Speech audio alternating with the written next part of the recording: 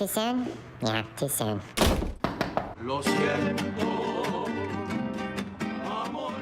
Hello and welcome to 2D Talk. I'm Jayse and I'm about to present my spoiler review for Deadpool 2. And you know what?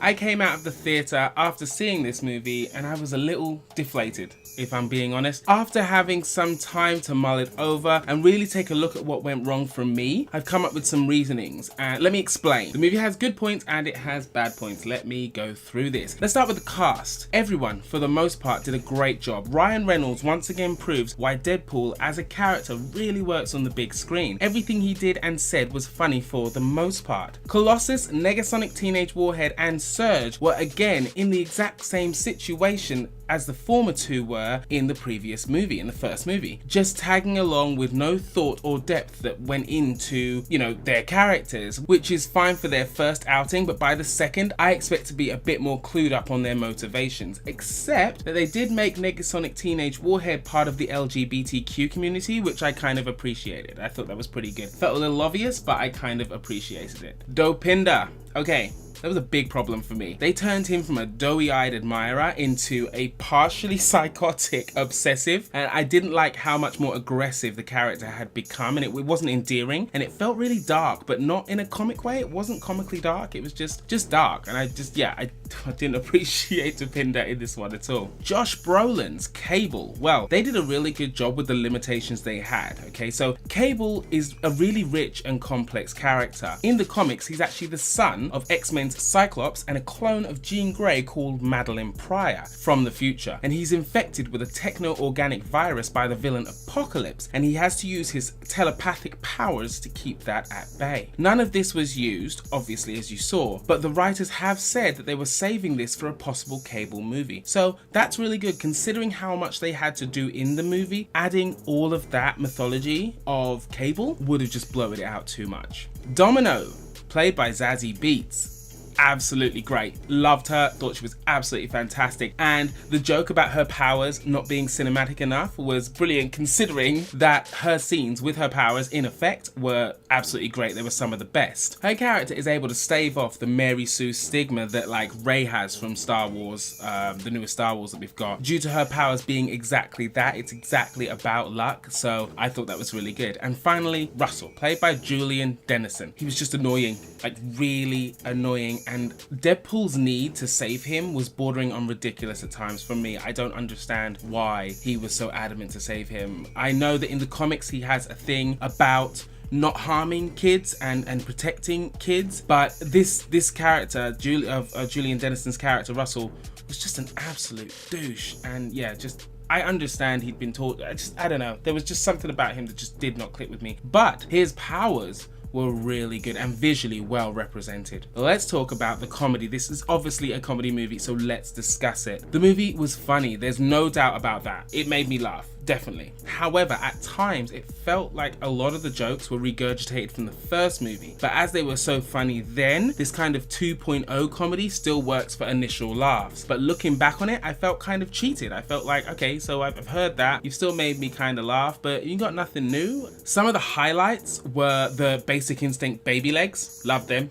That was absolutely hilarious. I know that's calling back to the baby hand, but they definitely upped this one, so that was really good. The initial death of X-Force, even though as that scene went on, I became more upset about it rather than pleased. Now I know that in the first comic featuring the X-Force, that's exactly what happens. They all die, so it's a homage. But I could have done without it, to be honest. They put it in the trailers. Why put in the trailers action scenes? Why waste the time to make action scenes of X-Force only to then go ahead and kill them all off to make this homage? I understand it's not like with the Hulk in Avengers Infinity War when you see him running in Wakanda, because that was a bait and switch to do with his story arc and how scared he was of Thanos. Okay, so everybody be like, oh, where's the Hulk, why is he not here? That was just to show us that, oh, he's gonna be in it, oh wait, no, he's too scared. I get it, but this one just felt like an absolute, like an underhanded cheat to me. I don't know. The X-Men cameo, loved it. Did love the X-Men cameo. That was great. And even though again that was based around the whole oh, we don't have enough money for enough X-Men, I still really appreciated that. On a side note, little bit of FYI for you guys, that actually did not happen on set. The X-Men were actually filming Dark Phoenix, and they just filmed that separately, and then that was superimposed on. So they actually went on set for the actual bits, but it actually really worked. The action is definitely something that was upped due to the budget and the inclusion of John Wick director David Leitch. One of my favorites was the maximum security prison. That was such a great fight scene between Deadpool, Cable and the guards. I thought it was so good. And the fight between Colossus and Juggernaut, brilliant. But I know a lot of people are upset because Deadpool was like, oh, here comes your, CGI fight. I didn't find a problem with that. I thought it was a really good fight scene and I wanted to see them fight. They fighted a lot in the comics, so it was really good to see them fight. And I preferred this Juggernaut did everything it could do, which was brilliant to shrug off that Vinnie Jones Juggernaut from X-Men 3, The Last Stand. Yeah, just thank God we forgot about that Juggernaut. Now, I've heard a lot of people saying that the movie is about 15 to 20 minutes too long, and I wholeheartedly agree. I did get bored at times, and the pacing, was the pacing off from compared to the previous movie. The more emotional beats of this movie that we had to go through, I say had to go through because I didn't want to go through them, like Vanessa's death, it really felt out of place. And I know that films need to evolve from one to the next, but I don't feel like this applies to Deadpool. Fans go to these movies, fans of the first movie, like myself, I loved the first movie, go there for the laughs, yes, the comedy, but mainly the laughs. And I feel like these emotional beats, even though they weren't that long when you look at it, in an editing standpoint, because the movie's basis is in comedy, those emotional scenes felt really long. And I just felt like when a joke did come along after a long, in inverted commas, emotional scene, I just felt myself going, ha,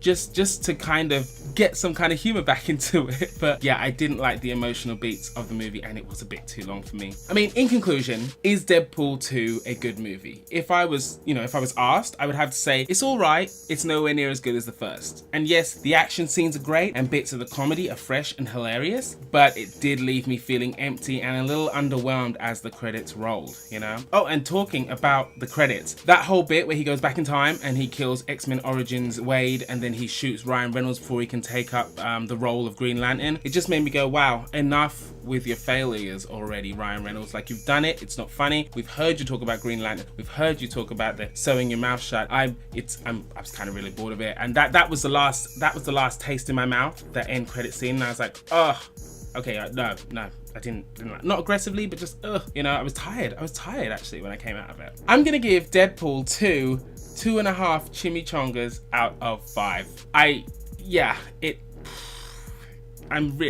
Wasn't a massive fan of this particular movie. Guys, what did you think? Please let me know if you felt like I did, if you loved the movie, if you didn't like the movie but you liked this one, vice versa. Please comment below, let me know. Please like, share, and of course subscribe. Don't forget to get us on Twitter, Facebook, Instagram, and Pinterest. That's it, guys. You take care of yourself. See you later. Bye bye.